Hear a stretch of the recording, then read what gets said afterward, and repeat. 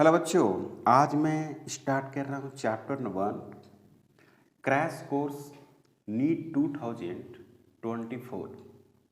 जो student NEET 2024 में exam देने वाले हैं उनको हम लोग क्रैश कोर्स के रूप में कुछ डिस्कशन करते हैं इम्पोर्टेंट चैप्टर को। तो सबसे पहले इसमें हम लोग पढ़ना है units, dimension, error and analysis. तो इस वीडियो में हम लोग यूनिट्स, डायमेंशन, एरर एनालिसिस का डिस्कशन करेंगे, कंप्लीट डिस्कशन करेंगे हम लोग इसका। ओके, तो सबसे पहली बात जो यूनिट्स होती है, यूनिट्स उसमें हम लोग क्या लिखते हैं, जैसे कि लेंथ है, लेंथ एक फिजिकल क्वांटिटी है, तो इसको हम लोग मेजरमेंट करते हैं मीटर में और इसका सिंबल एम देते हैं। इसके बहुत सारे जैसे कहने को कि 1 मीटर 100 सेंटीमीटर कन्वर्जन हम लोग लिखते हैं, 1 किलोमीटर है ना, तो 1000 मीटर और फिर 1000 मीटर में फिर 2 जीरो तो आएगा सेंटीमीटर। मतलब लेंथ का ये मेजरमेंट करने का तरीका है। तो एक ऐसा स्केल होगा जो मीटर में भी कैलकुलेट करता हो, एक ऐसा स्केल होगा जो सेंटीमीटर में कैलकुलेट करता हो। तो यूनिट ऑफ जो लेंथ है उसका नाम है मीटर। तो हम लोग क्या करते हैं कि यहाँ पर जो फंडामेंटल है, जैसे कि लेंथ हो गया, मास हो गया, टाइम, टेम्परेचर,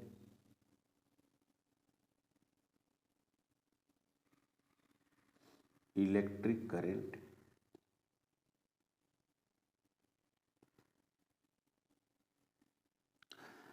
फिर आता है लुमिनस इंटेंसिटी, लुमिनस इंटेंसिटी और अमाउंट ऑफ सब्सटेंस, इसको बोलते हैं अमाउंट ऑफ सब्सटेंस। तो लेंथ का यूनिट जो होता है वो होता है मीटर और इसका सिंबल एम। मास को जो होता है वो किलोग्राम होता है और इसको लिखते हैं केजी, इसको सेकेंड और सिंबल एस देते हैं, इसको लिखते हैं केल्विन और सिंबल के देते हैं, इसको लिखते हैं एम्पियर और इसका सिंबल ए है। उसी तरह से लुमिनेट इंटेंसिटी का यूनिट क्या है, कंडेला, और इसका यूनिट सीडी लिखते हैं और इसको बोलते हैं मोल और इसका सिंबल एमओएल लिखते हैं। बहुत बेसिक है, बहुत बेसिक में हम लोग बात अभी कर रहे हैं। तो जो कोई भी फिजिकल क्वांटिटी है, जैसे लेंथ इजकल टू लिखते हैं अगर 10 मीटर, एम इजकल टू लिखते हैं 6 केजी। तो क्या रूप आप देख रहे हैं, कोई भी फिजिकल क्वांटिटी होगी, physical quantity, physical quantity is equal to N into U, इसी में लिखते हैं हम लोग। तो N U is equal to क्या हो गया, कांस्टेंट। जैसे कि एल एक फिजिकल क्वांटिटी है, उसको लिखे हैं नंबर इंटू यूनिट। तो ये क्या है, फिजिकल क्वांटिटी है, एन इंटू यू लिखे हैं। अब मैंने N U is equal to constant लिख दिया। इसका मतलब हुआ कि एन इन्वर्सली प्रोपोर्शनल यू, यानी एन बढ़ेगा तो यूनिट क्या होगा, घटेगा। अब एन बढ़ेगा तो यूनिट घटेगा। इसको अगर हम समझें तो कैसे समझेंगे, अगर एन बढ़ता है और यूनिट घटती है तो आप ऐसे समझेंगे इसको, जैसे कि L is equal to 4 metre लिखा हुआ है तो एन इंटू यू हो गया। Again L is equal to इसी को 400 सेंटीमीटर लिखेंगे तो ये n1 हो गया, ये u1 हो गया, ये n2 हो गया, ये u2 हो गया। तो जाहिर सी बात है कि जितना ये है उतना ही ये भी है। तो आप लिख सकते हैं कि 4 metre is equal to 400 centimetre. तो N1 U1 और N2 U2, तो इसमें क्या है कि U1 बड़ा है U2 से, मतलब कि metre always greater than centimetre, और यहाँ पर हो गया N2 ग्रेटर देन N1। तो नंबर क्या कर गया, बढ़ गया। अगर यूनिट U2 जो हो गया छोटा हो गया तो N2 का वैल्यू क्या हो गया, बड़ा हो गया। तो इसका मल्टीप्लाइकेशन जो होगा बच्चों वो हमेशा हमेशा क्या रहेगा, कांस्टेंट रहेगा। ये काफ़ी इंटरेस्टिंग है और काफ़ी इंपॉर्टेंट है। Okay, dimension.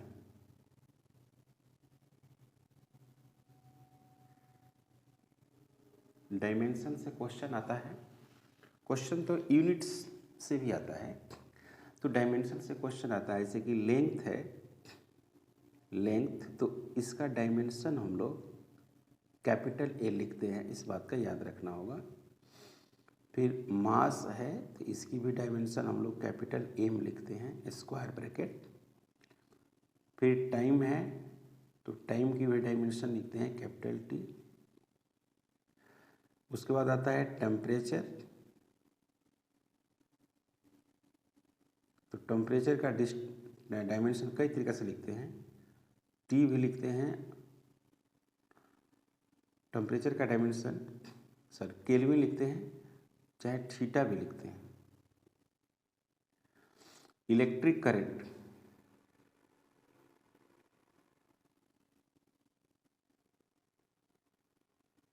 इसकी डायमेंशन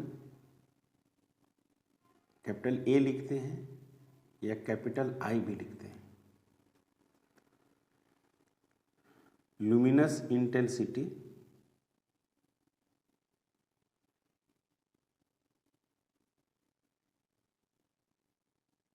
और इसकी डायमेंशन हम लोग कैपिटल सी डी लिखते हैं स्मॉल, और एक लिखते हैं मोल, इसका डायमेंशन हम लोग MOL लिखते हैं। सभी को स्क्वायर ब्रैकेट में लिखते हैं। अब कोई कहे कि फोर्स का लिखिए, तो हमको फार्मूला जानकारी होना चाहिए, मास इनटू एक्सेलरेशन। तो फोर्स का अगर हम डायमेंशन लिखें, मास हो गया कैपिटल M और एक्सेलरेशन हो गया LT-2, तो ये हो गया ML/T⁻²। फोर्स हो गया आपको MLT-2, MLT-2 फोर्स हो गया मास गुणा एक्सेलरेशन MLT-2। उसी तरह से आप सभी का लिख सकते हैं अगर फार्मूला आपको मालूम है तब। अब इसमें हम लोग कुछ विशेष बात करेंगे, जैसे कि लेंथ है, यहाँ पर लेंथ, तो आप लेंथ को लेंथ से जोड़ेंगे तो ये करेक्ट वैल्यू आएगा। लेंथ से लेंथ को अगर ऐड करें तो लेंथ मिलेगा, ये सही है। लेकिन कोई कहे कि लेंथ को अगर मास के साथ जोड़ेंगे तो क्या आना चाहिए, मास आना चाहिए कि लेंथ आना चाहिए, ये करेक्ट नहीं है, ये जुट नहीं सकता। मतलब कि फिजिक्स में अगर ऐसा है तो ये तो संभव नहीं है। तो सपोज दैट कि कोई कहता है कि इस तरह से आपके पास एक यहाँ पर फोर्स है और यहाँ पर P है, ऐसे दिया हुआ है, तो आप क्या लिखेंगे, P = फोर्स लिख देंगे। क्यों? क्योंकि ये तो हमको मालूम है और ये हमको बताना है कि ये है क्या। तो ये फोर्स है, तो इसमें अगर जुटा हुआ है तो फोर्स ही जुट सकता है। इसका मतलब क्या होगा कि P भी क्या रहा होगा, P भी रहा होगा बच्चों, फोर्स रहा होगा। तो अगर कोई कहता है कि फाइंड डायमेंशन ऑफ, जैसे सपोज दैट एग्जाम्पल है, dimension of A and B आपको कैलकुलेट करना है। Dimension of A and B, question क्या है, क्वेश्चन है P = B - x² डिवाइडेड बटे A × T। P जो है वो है पावर, क्या है बच्चों, पावर, और X जो है वो है आपको डिस्टेंस, X है आपको डिस्टेंस, T है आपको टाइम, और A B कांस्टेंट है, तो इसी को कैलकुलेट करना है। तो अगर सोल्यूशन आप इसका करेंगे तो कैसे लिखेंगे, देखिए ये जो है ये क्या लिखेंगे, b minus X square is equal to, मतलब कि ये दोनों आपस में बराबर होगा, मतलब कि b is equal to X square होगा, तो b का जो डायमेंशन होगा वो हो जाएगा l के पावर 2, ये हो गया डायमेंशन। डायमेंशन आप इस तरह से लिखेंगे b is equal to L के पावर 2। तो अब यहाँ पर जो p लिखा हुआ है p is equal to B minus X square divide बटे a और t है, तो ये पूरा हो गया l का स्क्वायर, ये पूरा l का स्क्वायर हो जाएगा। तो यहाँ पर हम सोल्व करेंगे तो a is equal to L के पावर 2 डिवाइडेड बटे पावर p और टाइम क्या हो गया t। तो a का dimension is equal to L के पावर 2 और फिर लिखेंगे पावर, तो पावर को लिखेंगे एनर्जी बटे टाइम, तो m एल के पावर 2 t के पावर माइनस 2 और डिवाइडेड बटे t, और यहाँ पर रहेगा t, तो ये t से t कैंसिल हो जाएगा, l के पावर 2 से l के पावर 2 कैंसिल हो जाएगा, तो मिलेगा m के पावर माइनस 1 और t के power 2। a is equal to हो गया a is equal to m के पावर माइनस 1 और t के पावर 2, ये हो गया डायमेंशन, m के पावर माइनस 1 और t के पावर 2, काफ़ी इंपॉर्टेंट। नेक्स्ट जैसे एग्जाम्पल है v is equal to a plus B T plus c divided बटे d plus T.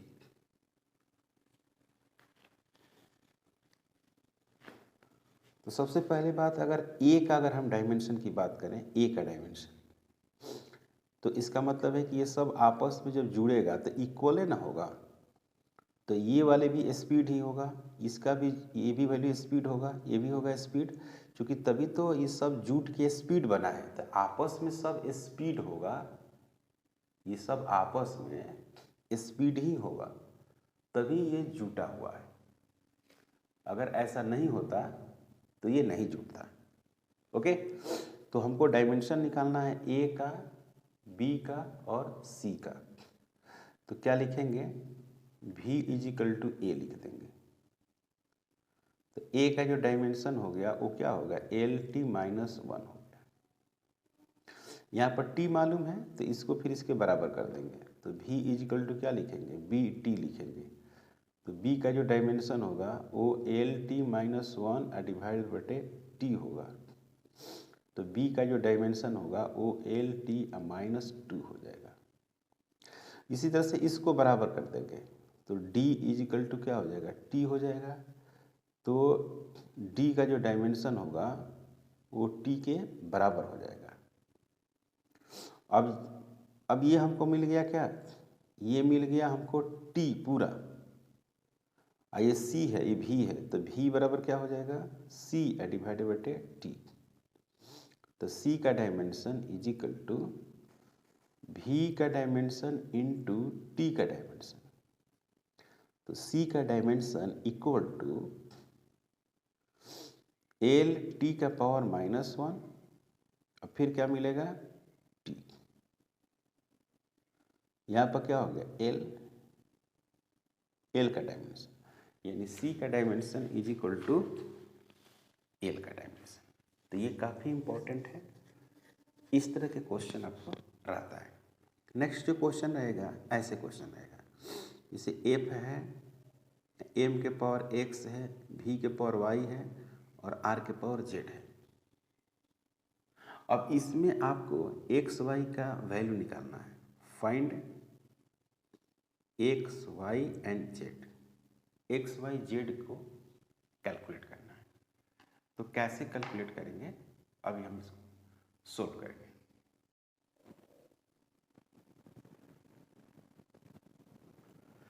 Right dimension both side, F is equal to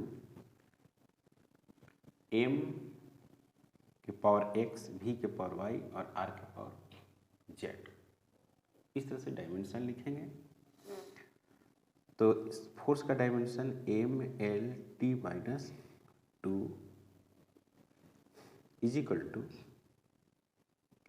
mass का dimension M होगा और V का dimension L T minus one Y हो गया और R के power Z मतलब कि एल के पावर जेड। इसको सोल्व करेंगे। M L T minus two is equal to M के पावर एक्स और एल के पावर वाई प्लस जेड और टी के पावर माइनस वाई। तो यहाँ पर हो गया क्या, एम के power X is equal to M के पावर वाई हो गया, एक्स बराबर क्या होगा 1 होगा। उसी तरह से L के पावर 1 होगा और L के पावर y प्लस जेड होगा, तो y plus Z is equal to 1। t के पावर माइनस 2 और t के पावर माइनस वाई, तो minus Y is equal to minus 2, Y is equal to 2। तो यहाँ से z आप निकाल सकते हैं, z is equal to 1 minus 2, z is equal to minus 1, x is equal to 1, y equal to 2, तो z is equal to हो गया माइनस 1। तो इस तरह से आप लिख सकते हैं f is equal to M के पावर x, v के पावर y, r के पावर z। तो x के पावर 1 और v के पावर 2 है और r के पावर माइनस 1, तो इस तरह से लिखेंगे mv स्क्वायर बटे r। यह एक फोर्स है जिसको हम लोग बोलते हैं सेंट्रीपिटल फोर्स, और ये फोर्स हमेशा ऑलवेज एक्ट करता है towards, always act towards centre of circular path. Circular path के सेंटर के तरफ ये वर्क करेगा। इसी तरह से ट्रिगोमेट्रिक भी होता है। ट्रिगोनोमेट्रिक में अगर आए आपको प्रॉब्लम, ट्रिगोमेट्रिक प्रॉब्लम,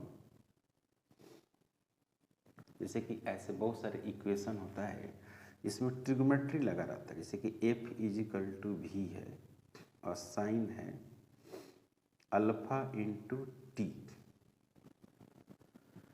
ओके, यहाँ पर आप बीटा भी लिख सकते हैं, beta F is equal to beta V sine alpha T. तो पहले टी क्या है, टाइम, एफ क्या है, फोर्स, भी है आपको स्पीड। टी टाइम है, एफ फोर्स है और भी स्पीड है। Alpha beta positive constant, alpha and beta are positive constant.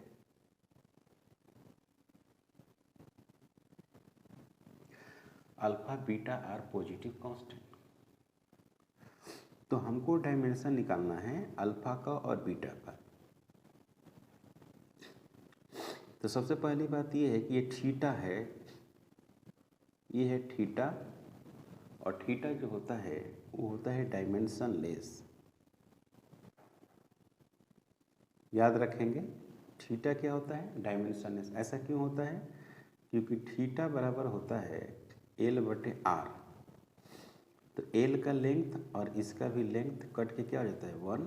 तो ऐसे में अगर डायमेंशन लेस होता है तो उसको हम लोग ऐसे लिखते हैं, जो भी फिजिकल क्वांटिटी या जो भी क्वांटिटी डायमेंशन लेस होती है तो वैसे को हम लोग रिप्रेजेंट इस तरह से करते हैं। तो मेरा कहना ये है कि ये जो क्वांटिटी है अल्फ़ा और टी, ये हो गए डायमेंशन लेस। तो m के पावर 0, l के पावर 0, t के पावर 0। तो हमको निकालना है अल्फ़ा का डायमेंशन, तो अल्फ़ा का डायमेंशन, फिर बच्चों लिखेंगे t का डायमेंशन, तो ये होगा m के पावर 0, l के पावर 0, t के पावर 0। फाइनली हम लिखेंगे l is equal to m के पावर 0, l के पावर 0, t के पावर -1, ऐसे लिख देंगे। ये लिखने का तरीका है।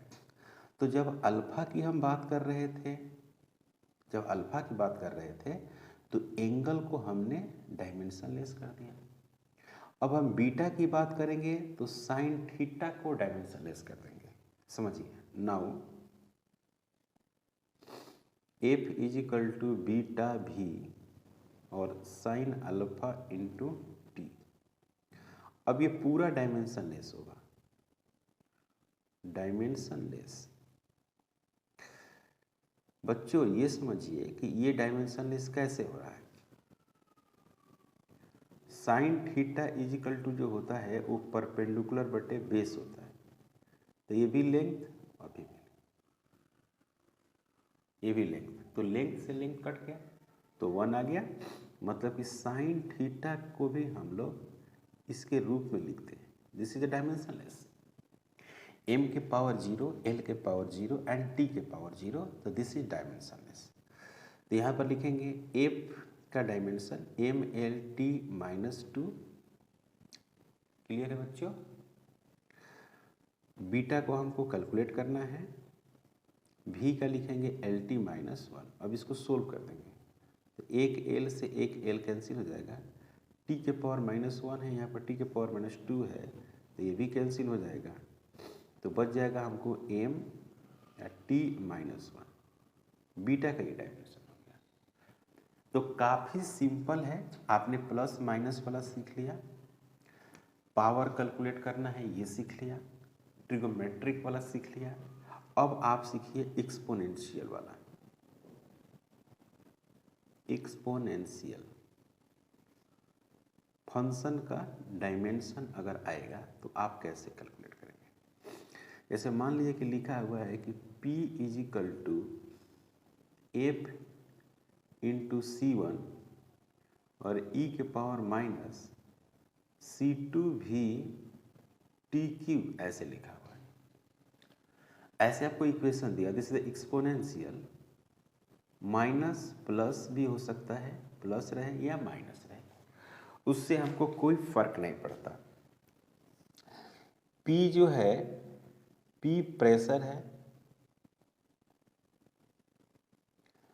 F फोर्स है, V स्पीड है एंड T जो है वो टाइम है। तो हमको कैलकुलेट करना है C1 और C2 का dimension. C1 and C2 are constant, C1 and C2 are constant, और इसी कांस्टेंट का हमको डायमेंशन कैलकुलेट करना है। क्लियर? तो सबसे पहली बात ये है, जैसे कोई भी फंक्शन है, जैसे कि P है, F है, C1 e के power plus minus C2 v TQ, तो ये जो पावर होता है वो डायमेंशन लेस होता है। डायमेंशन लेस मतलब कि कोई भी एक्सपोनेंशियल फंक्शन है उसका पावर डायमेंशन लेस होगा, मतलब इस रूप में लिख सकते हैं। तो आप लिख सकते हैं C2v TQ is equal to m के पावर 0, l के पावर 0, t के पावर 0, ऐसा लिखा जा सकता है बच्चों। तो C2 इसका डायमेंशन, फिर लिखेंगे v का डायमेंशन, फिर लिखेंगे t का डायमेंशन, मतलब कि TQ का dimension is equal to m के पावर 0, l के पावर 0, t के पावर 0 लिखेंगे बच्चों। फिर यहाँ पर लिखेंगे C2 is equal to m के पावर 0, l के पावर 0, t के पावर 0, l t -1। उसके बाद लिखेंगे बच्चों t के पावर कैपिटल, t के पावर 3। इसको सोल्व करेंगे तो हो जाएगा L के पावर -1 और T के पावर 2, ये आएगा सोल्व करने पर। सही है बच्चों, अगर आप सोल्व करेंगे तो आपको ये मिलेगा। उसके बाद है आपको ये वाली क्वांटिटी, मतलब कि P = F C1 e के power plus minus C2 V और T के पावर 3। तो जब हम इसकी बात करेंगे तो ये पूरा जो क्वांटिटी है वो डायमेंशन लेस हो जाएगी, इसको बोलेंगे डायमेंशन लेस। तो P का डायमेंशन, फिर F का डायमेंशन, उसके बाद लिखेंगे C1 का डायमेंशन। तो C1 = P का डायमेंशन डिवाइडेड बाय F का डायमेंशन। तो C1 का डायमेंशन P को हमने प्रेशर लिखा है, तो प्रेशर बराबर होता है फोर्स बटे एरिया। अब पहले से क्या है फोर्स, तो फोर्स से फोर्स कट जाएगा, तो ये हो जाएगा 1/L के पावर 2 L के पावर -2। C1 का डायमेंशन हो जाएगा L के पावर -2। सही है बच्चों। मान लीजिए कि F = 6 पाई ईटा RV ऐसे लिखा हो, तो ये फार्मूला अगर मालूम होगा तो आप इसका लिख सकते हैं डायमेंशन। तो ईटा को लिखेंगे F डिवाइडेड बटे 6 पाई R और V।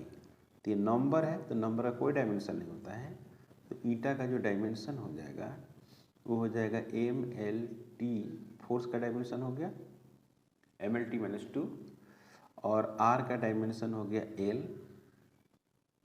और V का डायमेंशन हो गया LT -1। तो T के पावर -1 है, यहाँ पर L है और ये L है, कैंसिल हो जाएगा, और T के पावर -1 कैंसिल हो जाएगा। तो ईटा का जो डायमेंशन होगा वो होगा M, फिर L -1, फिर T -1, इस तरह से ये डायमेंशन होगा ईटा का। क्लियर, यहाँ तक कोई डाउट? अब जितने भी फिजिकल क्वांटिटी है वो आपको मालूम हो तो आप आसानी से डायमेंशन लिख सकते हैं।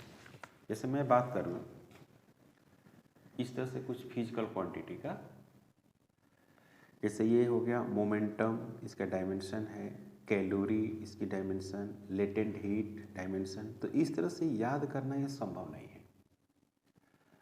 टोटल आप चैप्टर पढ़ेंगे 1 बाय 1 करके और उसके फार्मूला आते चलेगा, उस तरह से आप उसका डायमेंशन लिख सकते हैं। हाँ, कुछ पॉइंट्स है जो एग्जाम के लिए काफ़ी इम्पॉर्टेंट है, काफ़ी महत्वपूर्ण है, जैसे कि strain, refractive index, relative density, angle, solid angle, phase distance, phase gradient, relative permittivity, angle of contact, Reynolds number, coefficient of friction, mechanical equivalent of heat, electrical susceptibility, इस सभी का डायमेंशन नहीं होता है। तो ऐसा जरूर पूछ सकता है कि कौन सा फिजिकल क्वांटिटी है जिसका डायमेंशन नहीं होता है, और ऑप्शन में आपको कुछ ऐसा फिजिकल क्वांटिटी देगा जिसका डायमेंशन होता है और कुछ ऐसा फिजिकल क्वांटिटी देगा जिसका डायमेंशन नहीं होता है। जैसे कि मास और इनर्शियल मास, इस सभी का डायमेंशन क्या होता है, मास ही होता है। मोमेंटम एंड इम्पल्स दोनों का डायमेंशन सेम होता है।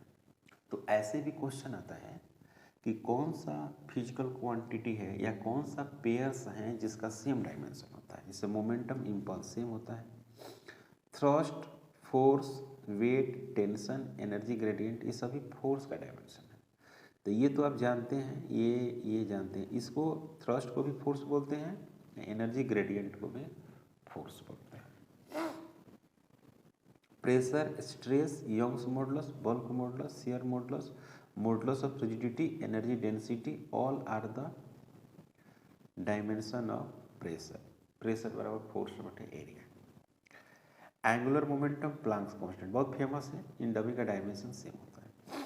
Acceleration, g, gravitational field intensity, surface tension, free surface energy, force gradient, spring constant, इन सभी का डायमेंशन सेम होता है। Latent heat capacity and gravitational potential, thermal capacity, Boltzmann constant, entropy, इन सभी का डायमेंशन सेम होता है। ये बड़ा फेमस है। Work, torque, internal energy, potential energy, kinetic energy, moment of force, all have the same dimension. सभी का डायमेंशन सेम होगा। क्लियर है? उसी तरह से यहां पर है frequency, angular frequency, angular velocity, velocity gradient, radioactivity, ये सभी का dimension R/L, 1/RC, 1/LC, all are the dimension of frequency. उसी तरह से बच्चों L/G 1/2, M/K 1/2, L/R, RC, √LC, time, ये सभी का डायमेंशन जो है टाइम का डायमेंशन होता है। VI/I²R, V²/R, पावर, सभी का डायमेंशन क्या होता है? सेम होता है। तो कुछ ऐसे फिजिकल क्वांटिटी है जिसको आपको याद रखना होगा कि इनके डायमेंशन क्या होता है? सेम होता है। तो ये काफ़ी इम्पॉर्टेंट है क्योंकि ऐसे क्वेश्चन हमेशा एग्जाम में आता है। तो डायमेंशन से यही प्रॉब्लम आ सकता है और ये प्रैक्टिस पर डिपेंड करता है कि आप कितना अच्छा से प्रैक्टिस किए हैं, तो इसके क्वेश्चन सारे बनाए जा सकते हैं। ओके, तो आज का लेक्चर यहीं पर स्टॉप करते हैं। मिलते हैं नेक्स्ट लेक्चर में। अगर आप हमारे चैनल पर नए हैं प्लीज़ सब्सक्राइब करें, शेयर करें। Thank you.